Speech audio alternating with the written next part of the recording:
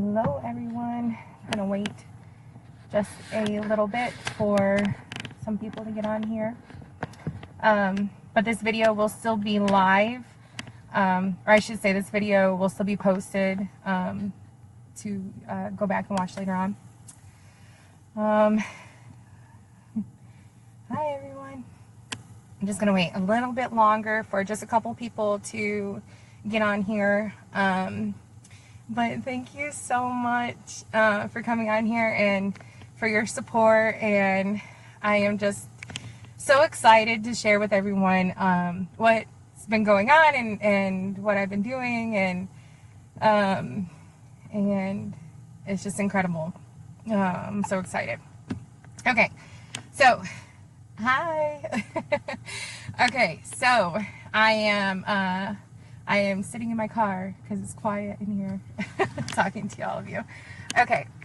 So as many of you guys know, I have 4 children, and Roman, Noah, Lydia, and Sophia. And I'm going to talk most specifically about Noah. Noah is our second born child. When I was pregnant with Noah, it was a super easy pregnancy. No complications, no issues. Delivery was so easy, as easy as a delivery could be. And he was just a super chill, happy baby. He hit all of his milestones like he was supposed to. He was running, walking. Well, he was, crawling, then walking, then running. And he started babbling at a really young age, and we just thought, man, this kid is going to be a talker. He just would make all kinds of noises with his voice, and so as time went by, unfortunately, the babbling just stayed. The babbling never turned into actual language abilities. No, mommy, daddy, the typical things that kids start saying. And it just stayed at the babbling. So at about 2 years old, we got Babies Can't Wait involved, and started speech therapy and all of those things. And we started doing that. And at that time, he was diagnosed with developmental delay because he wasn't talking. And then by 3, he was on an IEP, and he was spending the entire day at school, receiving services through our county, our county schools here in Georgia, and he was getting everything that he needed, and his language did improve, but at this point there were some other behaviors that were concerning, and the language just still wasn't where it was supposed to be. So by 5 years old, we decided to go ahead and have him tested at the Marcus Autism Center here in Atlanta, Georgia. They have developmental psychologists there that will test for all different kinds of things. And while autism was in the back of my mind, and I was kind of worried that it might be that, but at the same time I just thought, no, it's not that. I just couldn't wrap my mind around autism and that diagnosis. But sure enough, we went to that appointment, and they did all the testing there in the room, and when we left, he indeed was diagnosed with autism. And I was scared. And that car ride home from Atlanta, I had all 4 kids with me, and we were driving home, and I think in the back of my mind, I kind of always knew that he indeed was autistic. But the idea of autism it scared me. It scared me so much. As some of you guys know, this was not our first walk around the block, this special needs block, if you will. It wasn't.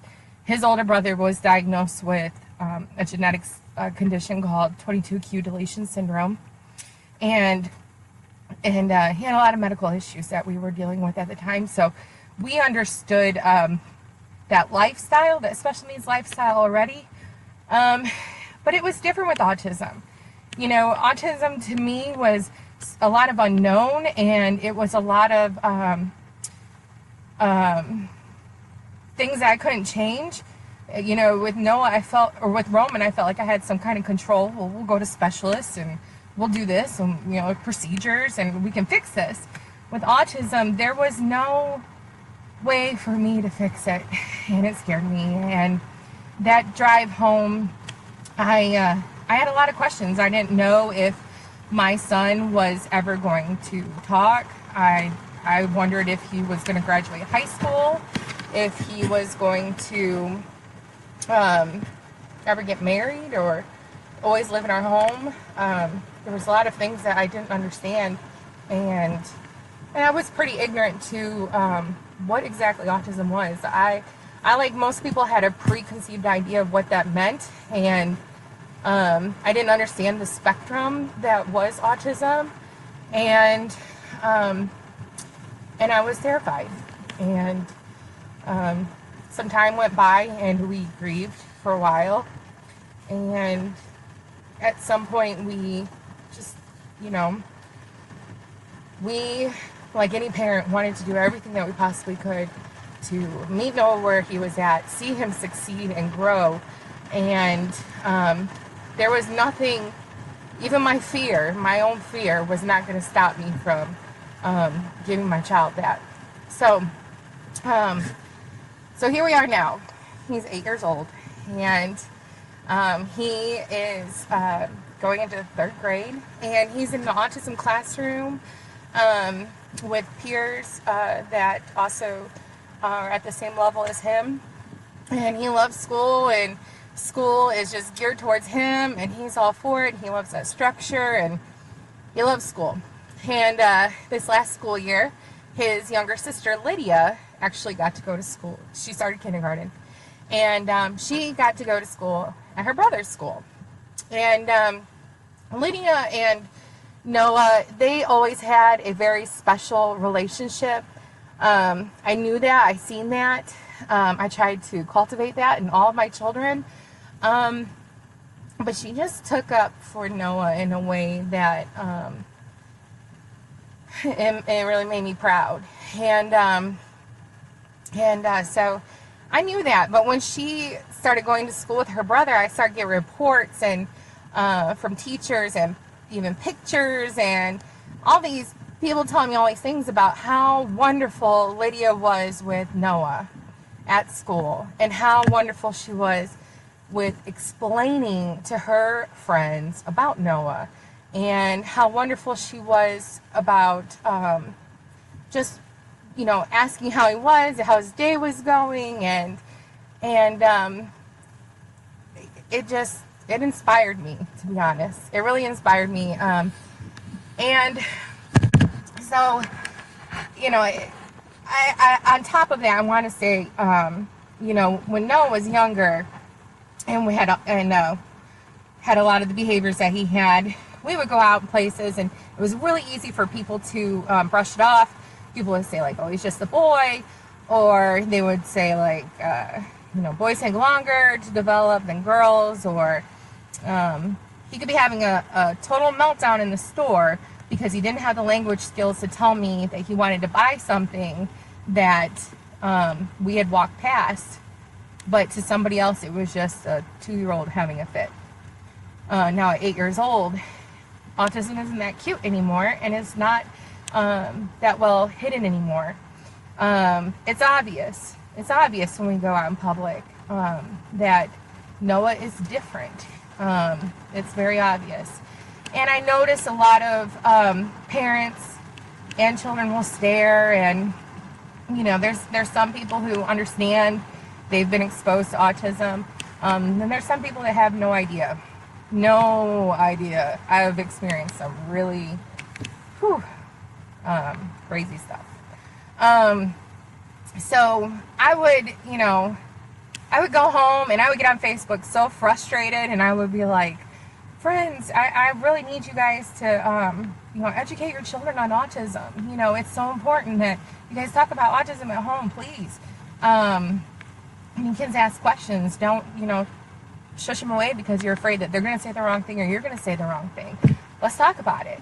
Now we go on the playground and I will see kids come up to Noah and they'll start talking to him. Noah looks totally normal. He looks like any other child. He looks like me, actually. He looks just like me. Everybody knows he's my son.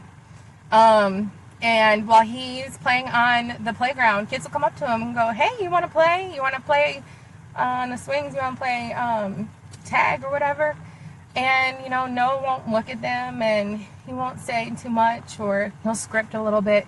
And I'll see other kids, like, really try to engage with him, but they don't understand.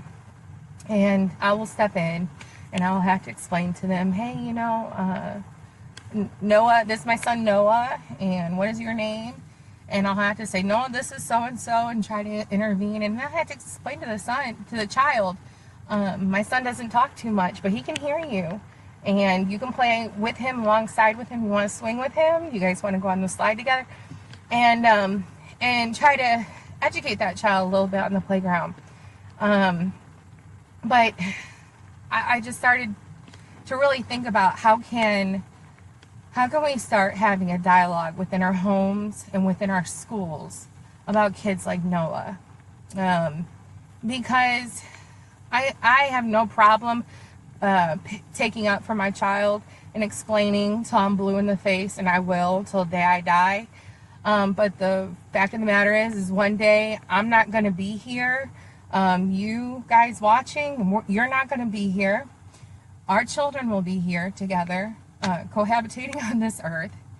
And it's important. 1 out of 68 children are diagnosed with autism. That's a lot of kids. And whether you realize it or not, your kids are on the playground with them, and your kids are going to school with them. And your children need to be educated. They need to be educated now at a young age about autism. And you need to talk about it.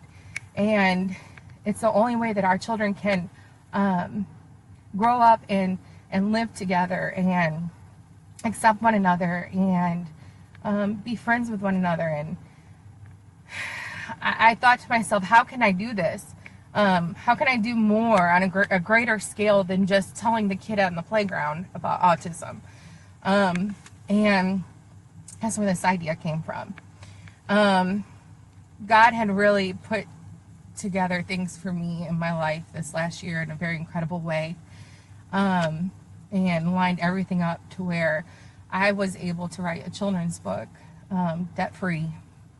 I owe no money on this book about autism, and I am so excited to publish this book, get this book into the hands of everyone. I want everyone to read this book with their child.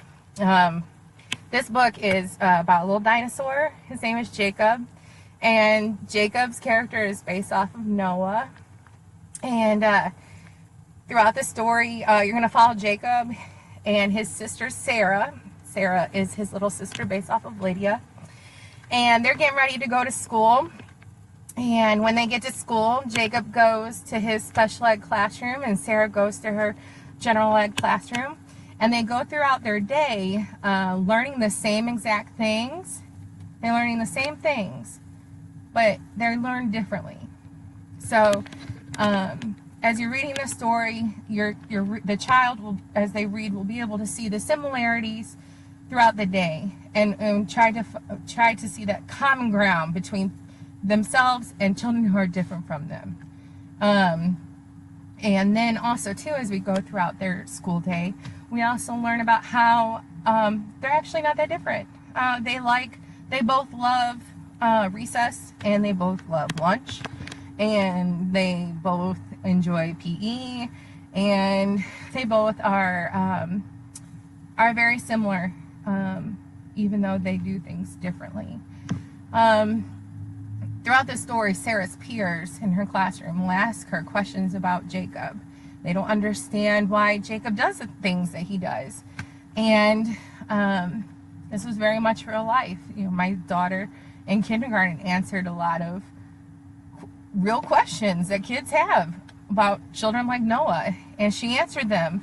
And throughout the story, so Sarah's going to answer questions that her friends have about Jacob, and she's going to answer them in a way that your child will understand.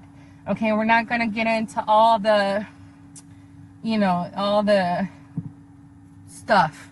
That's not important. The important part of all this is that every child wants a friend, every child wants to be accepted, and every child wants to be loved. And that is the focus of this book, while opening up that dialogue on special needs and autism in your classroom. I have designated a page in the book. So once you finish reading the story with your child, there will be a page in the book for some questions and answers. Just some questions about the story that you can ask your child, and some suggested ways to navigate the conversation after the question. And this is going to give you an opportunity to really hear what your child thinks, give them an opportunity to ask questions, and give you the tools to answer those questions. And even more so than just having this book in every home, I have a dream of being able to see this book in the classroom. I really want to take this book, Jacob the Flapping Dinosaur Goes to School, to your child's school. I want to read the book with them, and I want to have an open dialogue and conversation about autism and what it means to be a good friend and what it truly means to accept people who are different from you, and how to find common ground with people who do things differently than you do. These are all things that I know every parent watching right now and will watch has already instilled in their child, but I want to really hone in on special needs children and focusing on those relationships. I've read many articles that say by 5 years old, we are who we are. Every fear, every thought, our way of thinking, our way of seeing the world, our way of doing things, everything is developed by the age of 5. And even though as we grow, we learn to cope with some of our quirks or ways or adjust, but at the heart of who we are is who we are at 5 years old. So I really want to get in there with the pre-K classes and with the kindergarten classes and first grade classes, and really focus on those age groups, on talking about children with special needs and really cultivating in them more of awareness of children who are different from them, and give them the encouragement to be friends with people who are different from them. And through this story and through this book, it's not going to be like they're going to feel like they're learning or being taught a lesson. It's going to be fun and informative, and they're going to be able to identify with these little dinosaurs that are going to school. They're going to be able to see themselves in the characters in the book. We even have a long-term dream of making a life-size Jacob costume, like a real-life Jacob costume. And we want to take that costume into the schools. And if you think about how when your child sees like a character at Disney World or something, and they interact with that character, they have certain mannerisms and stuff that will help the child engage with them. Well, Jacob is different. So we want this costume to really reflect who Jacob is, and this life-size character to take on who Jacob is. So, when we bring him out into the public or into the schools, he's not going to just walk up to the children and, really engage with them. It's going to be more about the children making more of an effort to engage with Jacob. And I believe in my heart it's going to be a really powerful tool, in addition to the book, in addition to going to school to teach children about autism. So this is just my heart, and I'm just so excited, and I almost forgot the main reason why I'm on here. Hopefully tonight, my Kickstarter campaign will be going live. So, like I said, we have made the book. Everything's painful. We've had professional editor, professional illustrator, real deal. This is the real deal. We've We've spent a lot of time and finances, but God made a way, and it's just absolutely incredible. And now we have it, and we need your help getting pre-orders, so that way we can print our book, and we can do so continuing to be debt-free, and we can print in a large bulk, so that way we can keep the costs down and be able to not only make it affordable for other people to purchase the book, but ultimately give books away. And that's the plan of mine, give books away in the beginning. And I just want everyone to have a copy of this book. So on my Kickstarter campaign, I have a video on there. Please be kind. I'm not, I guess I'm not that good reading from a script. But anyways, there's a video on there explaining in detail again about this book, about our passion, about our vision. Please consider pre-ordering a copy of Jacob. There's lots of different options to give, and different packages that you can purchase. We're hoping to have Jacob in our hands by the end of September. And just thank you. Thank you so much for loving my son just as he is. I have some incredible friends and family that are so good to us and good to my special little family, and just thank you for letting us just be who we are, and listening and giving us the opportunity to share just a little piece of our testimony, and I'm so excited to see what God's going to do with this. And just thank you so much for listening. And if you have any questions or anything, please get at me. Our Kickstarter campaign will only be for 21 days. We have a goal of $12,000. That $12,000 is going to include all the shipping fees and the fees that Kickstarter itself charges. And it's a go big or go home, all or nothing. Basically, if we don't meet our goal, then that's it. That's it. We don't meet our goal. You don't get charged. We don't print. The end. And I will figure something out. But I want to be able to give you opportunity to pre-order some of these things and help us out, and just join us in this project, and just thank you. Thank you so much for listening, and I'm going to get off here now. It's raining, apparently. I love you guys, and Noah loves you very much, Mary loves you very much, and all my kids love you guys very much, and we are blessed, and I just thank you so much for listening. Thank you in advance for pre-ordering, and just pray for us. All right, bye.